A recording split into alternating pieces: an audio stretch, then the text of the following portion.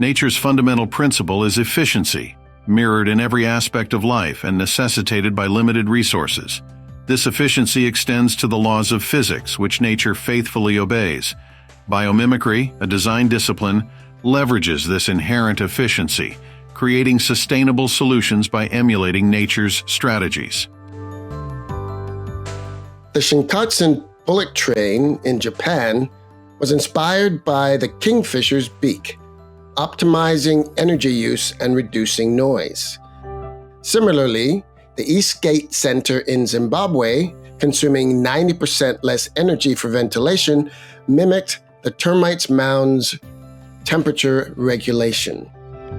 These examples highlight how nature's efficiency can guide sustainable innovation. By harnessing the wisdom of nature's designs, we can foster efficiency and sustainability in our technologies and systems. Nature's efficiency is more than survival.